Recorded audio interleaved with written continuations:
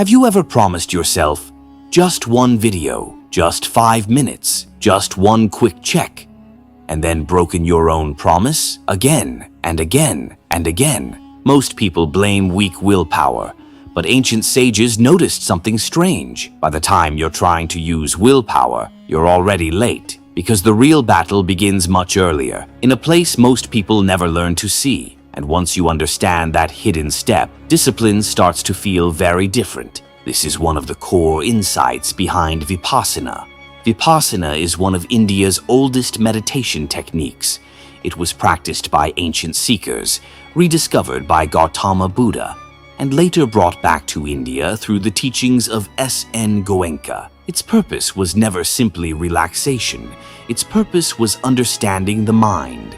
And that understanding begins with something surprisingly simple, the breath. According to Goenka, the first step of vipassana is called anapana, the observation of natural breathing. No mantra, no visualization, just watching the breath exactly as it is.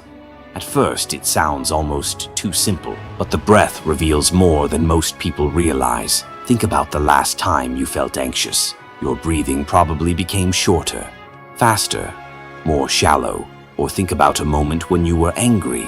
The body changed immediately. The breath changed with it. The mind and the breath are constantly connected. Most of the time, we are too lost in our thoughts to notice. But when you begin observing the breath, you start seeing the mind more clearly. Not because the breath is magical, but because it gives you something stable to return to, something that keeps you grounded while everything else is moving. And that is where the deeper practice begins.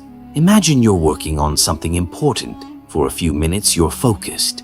Then a feeling appears. Not a thought, not an action, just a small sense of restlessness. Suddenly, your work feels less interesting. The phone on the table starts looking more attractive. Your mind whispers, "Let me check something quickly." A few moments later, you're scrolling. Most people think the problem started when they picked up the phone. Vipassana says it started much earlier.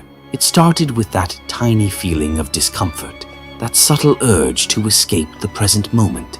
The urge was small, but because it passed unnoticed, it took control. This happens everywhere in life, not just with phones. You sit down to study. A few minutes later, you feel bored, so you leave. You try to meditate. The mind becomes restless, so you quit. You start an important project.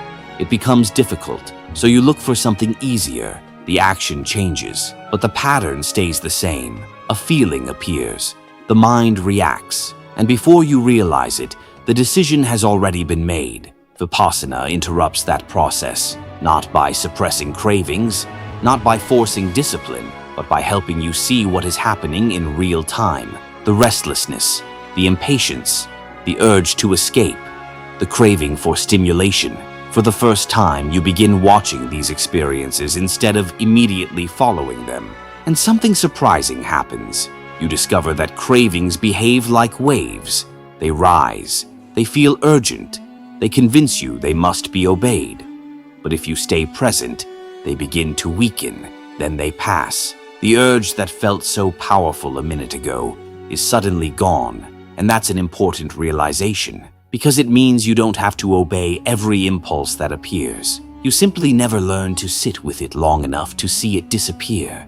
This leads to one of the deepest insights of Vipassana. Most people spend their lives reacting, not because they're weak, but because they're unconscious of what is happening inside them. The mind feels uncomfortable, so it looks for entertainment. The mind feels stressed, so it looks for escape.